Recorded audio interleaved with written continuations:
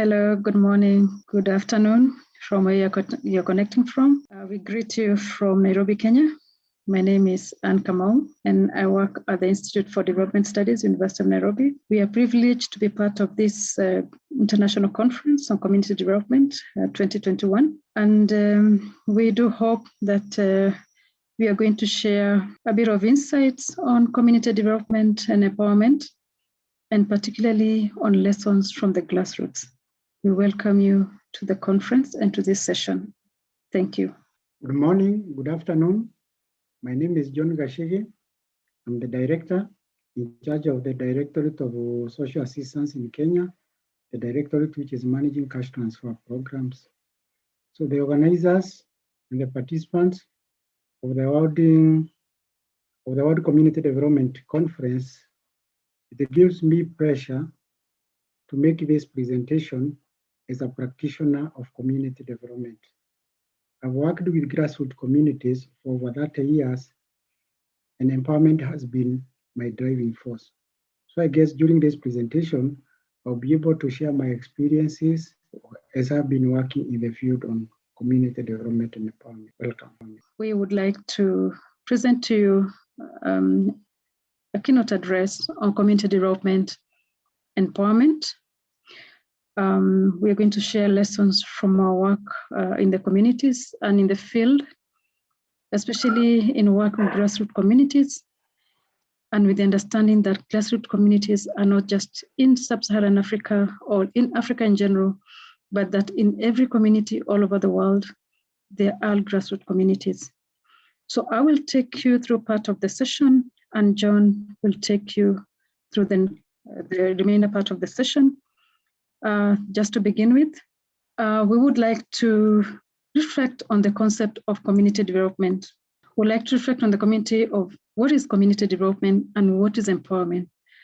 And we know that this conference is not a conference where the concept is new to any one of us, but we know that it's a concept that has been used for a very long time, that has to do with looking at what is development and from a community's perspective.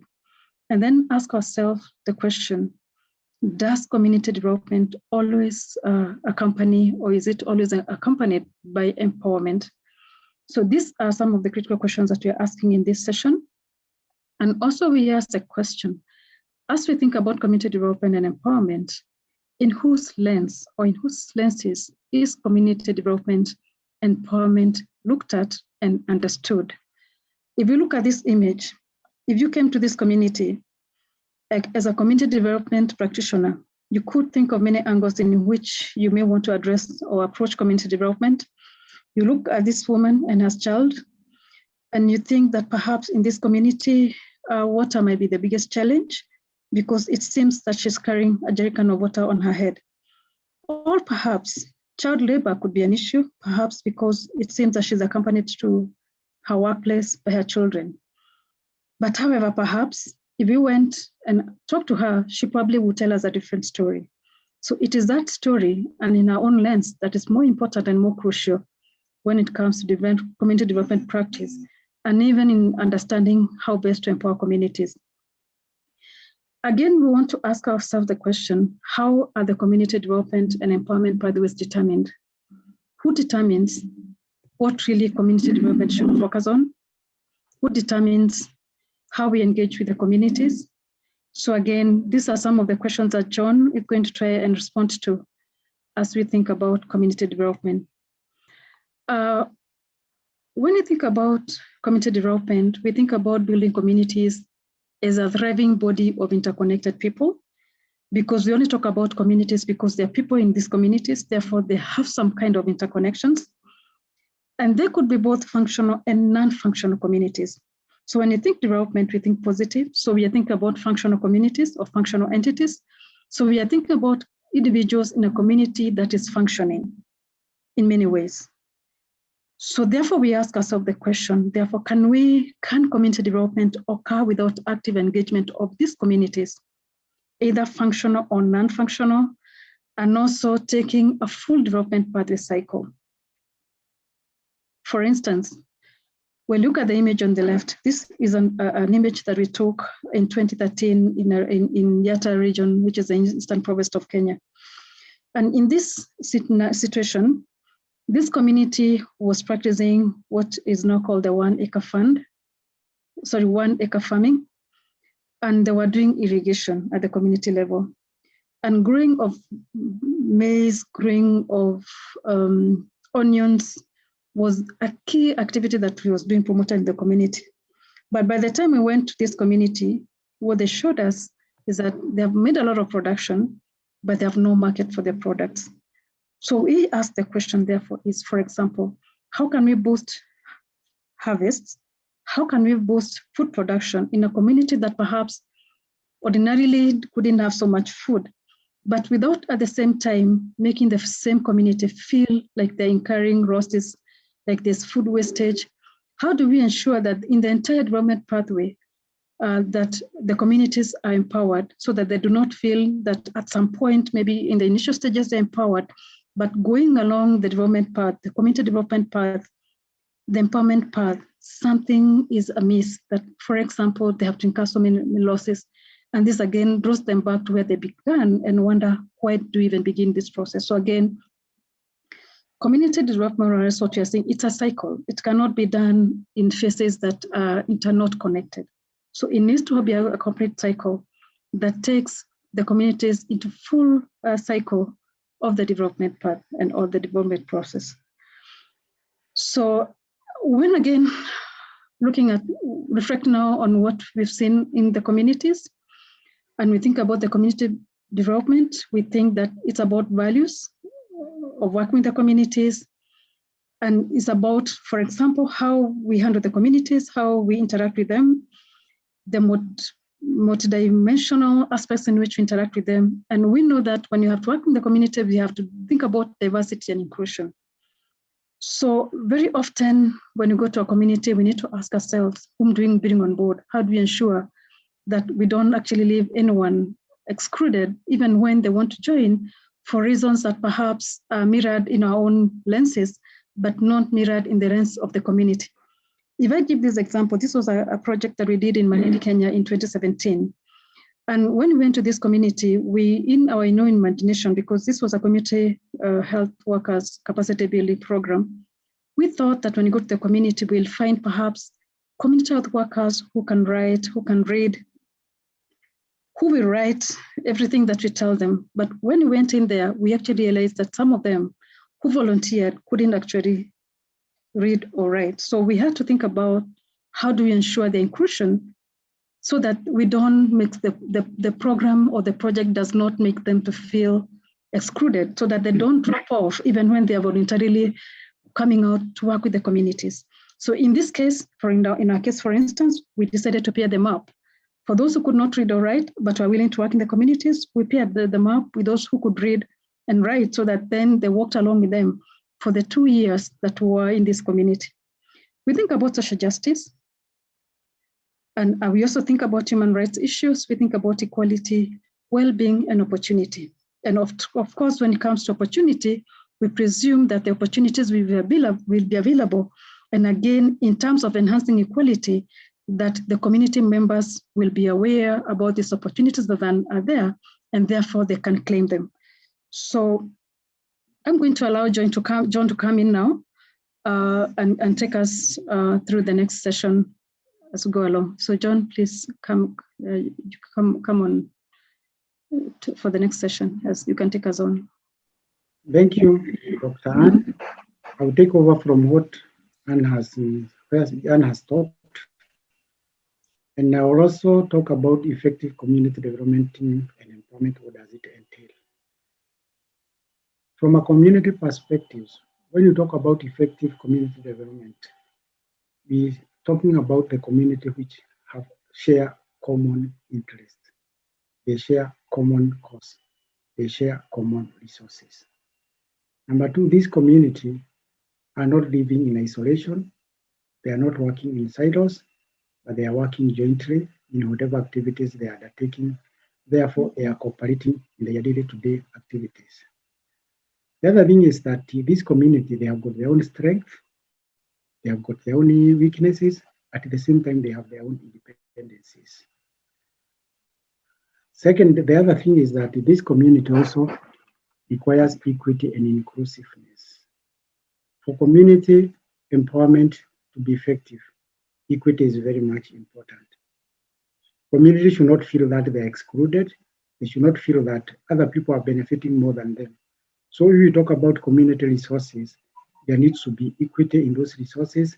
And there's also need to inclusiveness, even when it comes to the sharing of the benefit or the losses which has come from the community resources. Then for it to be effective, participation is very, very, very important. And in terms of the participation, we have partial participation, we have active participation, and then we have got partial participation and active participation. So for this one to be effective, we need active participation by all. It should not be a situation whereby some are participating, others are not participating. So it should be active participation by all. And even when it comes out to the sharing of whatever comes out of that one, all should be able to participate and learn from it. And once this one has been done, there will be community empowerment. The community will be empowered because number one, they have participated in whatever activity they are doing, they have seen the benefit, and then they are sharing those benefits. So overall, you can say that community participation, community development is working and it is effective. So the other aspect of our presentation is on empowerment. So when we talk about empowerment, exactly what do we mean? Empowerment is a process by which individuals gain control over the factors and decisions that shape their lives. Here we are talking about individuals who form the community. They gain control over and above the factors and the decisions, meaning that they need to make decisions which is concerning them. And these decisions which they make, those decisions have got consequences. And more often than not, those decisions, they shape the lives of those community. And once they make those decisions, they are going to increase their assets and also build their capacities. Assets are some of the resources which community will require so as to have a good livelihood. And then the capacities are those skills and knowledges which they require so that they can be able to utilize those assets in the best way possible. So when we talk about assets, what type of assets are we talking about? Number one, we are talking about community assets. These are the assets which belong to the entire community, and it's the community which needs to enhance those assets, make use of them, and then they benefit from them. And then number two, they are group assets.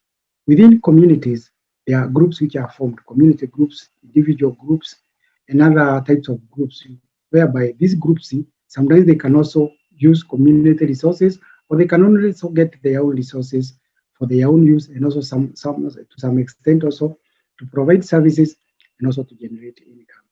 And finally, we have got individual assets. These are the assets which individuals get, but at the same time, these individual assets can also be at the disposal of the communities. What about capacities? What do we mean when we talk about what type of capacities are we talking about?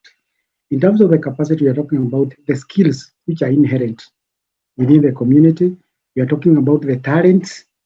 We are talking about the knowledges which the communities have, and also the experiences they have accrued over time as they take care of their assets and as they also do other activities. And finally, when we talk about the capacity, we talk about the capacity which the community have so as to identify the resources which are inherent within them. They are able to plan for those activities. They are also able to mobilize external resources which will enable them now to enhance the local resources. And they are also able to implement their interventions using the resources which are there locally or externally. At the same time, when the interventions are through, the community is able to share equitably the benefits which are accrued from that.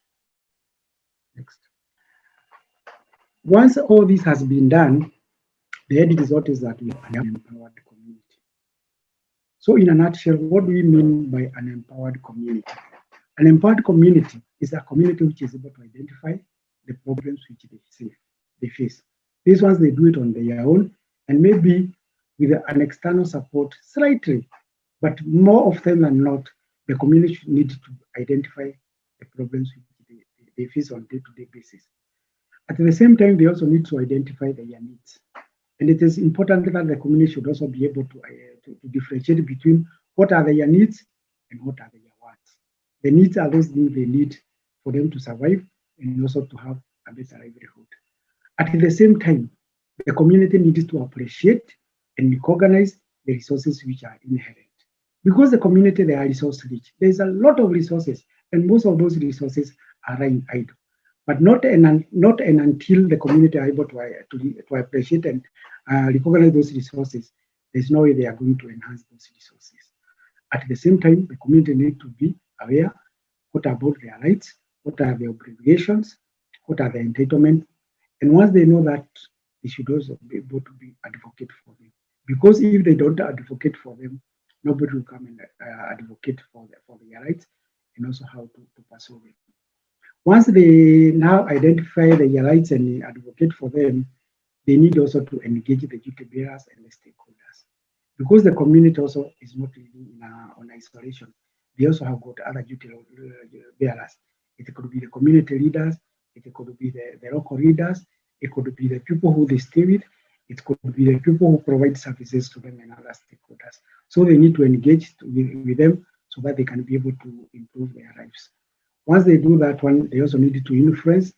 The end result is that they will influence the local and the institutional planning. So they are not going to be participants when it comes to development for their own resources. So they will be part and parcel.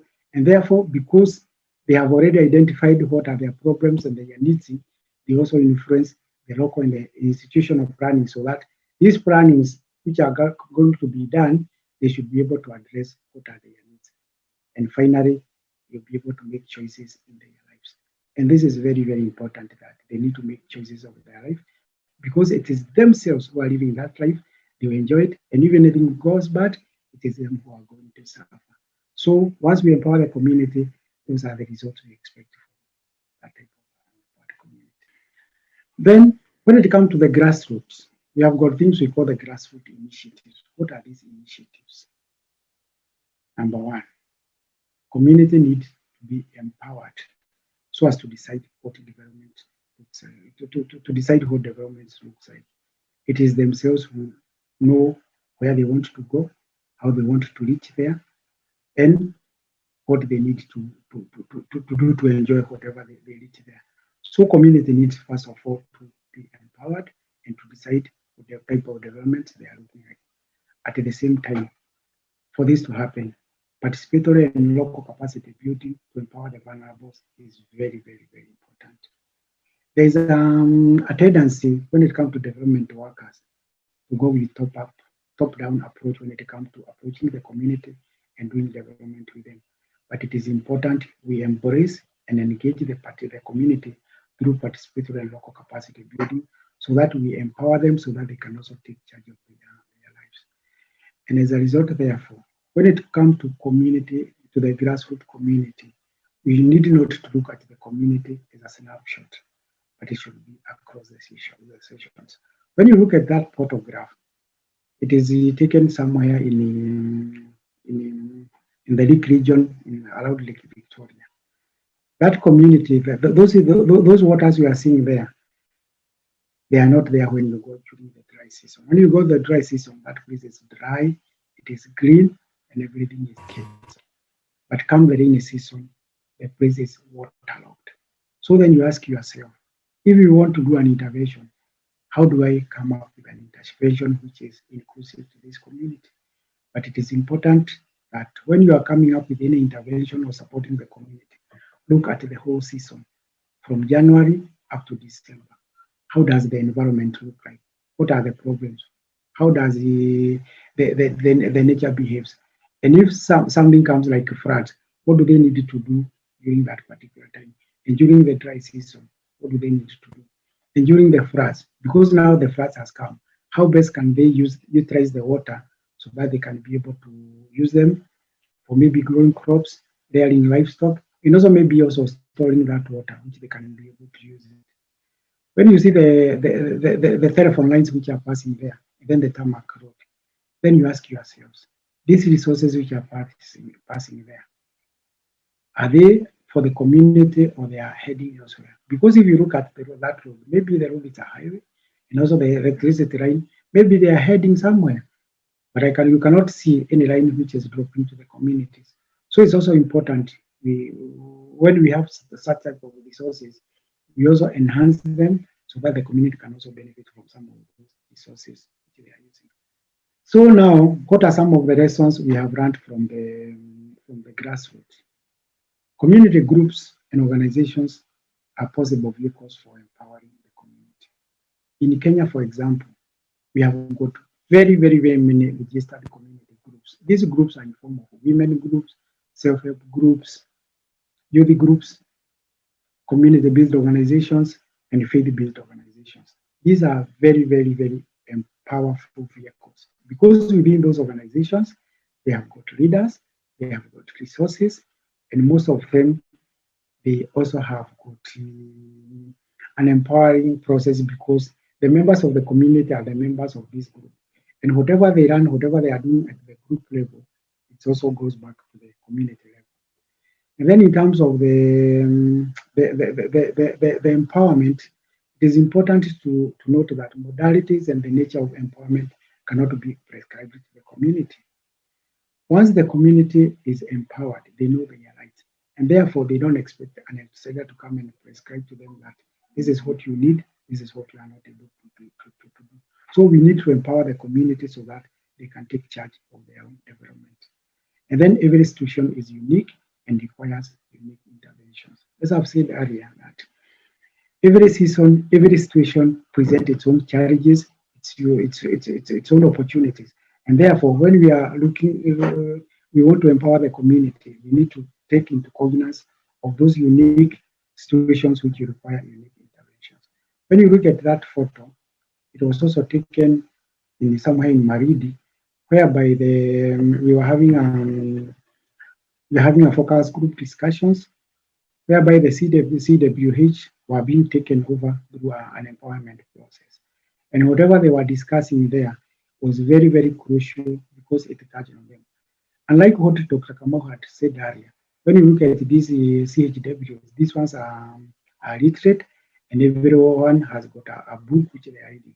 But previously, we had still another category of CHWs which were not literate. So in such a situation, you take a situation based on the type of the people, the type of the capacities they have, so that you can have a conclusive discussions. So another lesson we have learned from the grassroots is that empowerment through social protection interventions can caution the poor, the vulnerable, and the marginalized. Here in Kenya, we have embraced these social protection interventions. And these social protection interventions are aimed at cautioning our poor and vulnerable, and more specifically, the people in the marginalized groups. The government and also other stakeholders, they have introduced cash transfers, which are providing income security, they are restoring the lives and also the dignity of the people. And in particular, we have got cash transfers like orphans and vulnerable children, older persons cash transfer, and persons with severe disability. From our basic preliminary research and evaluation we have done, we have realized that cash transfers have really supported our communities, and especially the poor and the vulnerable. And during the COVID pandemic, the government of Kenya and other stakeholders, they really used the cash transfer to caution the poor and the vulnerable, and more specifically to the new vulnerables which came as a result of the COVID. And therefore, cash transfer now is a very big and important empowering tool, which has also empowered the community. There's also the empowerment of the empowerment fund, which have also set by the government, so as to support the youth and the women group. These are funds which have been set aside by the government, and it give loan to women and the youth at a very little. At a zero interest rate, and this money is given to the group as a group, and also it's given to individuals so that they can be able to have a startup capital for their own activities, and also for those ones who are carrying out other activity, they're able now to get additional funding so that they can be able to promote their projects. So in Kenya so far, we have got groups which have received up to 5 5 level of the funding, and it has really boosted the income generating. Then the other issue is in terms of the self-mobilization of the communities in as a sustainable mechanism for empowering the community. Self-mobilization is also very, very, very important because the community, they know what they want. We need now to give them that freedom so that they can do their own self-mobilization. Because sometimes if you mobilize them, they might think that they are coming maybe for your agenda. But if they do their own self-mobilization, that engagement they are going to do is going to be sustainable because every time there's an activity, they are going to mobilize themselves, and therefore that empowerment is going to be sustainable. The other issue which you need to point here is that community philanthropy is a common feature in resourcing development initiatives. We have got people who are endowed with resources. We welcome them to come and bring those resources at the community. But at the same time, we also don't encourage the philanthropy support to be going to the community at all times because it might create dependency. What is more important is that even if you take those resources to the community, can you accompany it with empowerment so that we can be able to teach our communities how to fish, but not providing them with fish. Because you provide them with the fish today, tomorrow you meet them sitting down and waiting for the fish, and after 1 year you still meet them sitting down waiting for the fish. But if you empower them, you capacity build them, and you train them how to fish, tomorrow you meet them in the river doing the fishing, and the third day you meet them in the market, marketing that food, fish, having eaten and gotten enough, and then marketing it. And then after 1 year, you find them maybe coming up maybe with a factory where maybe they are processing or maybe they are packaging and then selling that fish to other communities. So it is very important. And then finally, multiplicity of initiatives happening among the same communities is equally very, very important. And because communities are endowed with resources, and also stakeholders are also endowed with resources, for us to do effective community mobilization and also do proper empowerment, we need that multiplicity of initiatives from different sources, from the community themselves, from the government, and also from other stakeholders, so that we can have inclusive growth. So we need many actors to participate in this activity. And that is a lesson we have learned from our experiences working with the field. Thank you. Thank you, Jhon. Just our pattern short is to say that when you think about community development, as we began, often we think that it's about ensuring that communities increase their wealth and their assets. But you also threw back the question to the audience. Is it always the case that when you have community development, and even when we aim to empower them, that often we increase their assets? We have had situations where sometimes development does not accompany asset increase or even wealth creation for the communities. And we need to ask ourselves, where do we go wrong? Again, to conclude, we also say that in every community, there are many, many actors, and we cannot compartmentalize communities. We cannot own communities, that as much as they may be engaged in one activity, they are likely to be engaged by other actors in other activities. Therefore, as we approach communities, we need to understand that they are part of a community, part of a system, and engaging with more stakeholder partners and actors. And therefore, we need to see them as such, even as we engage with them. So we thank you for listening to us, and we thank the organizers of this conference. Thank you.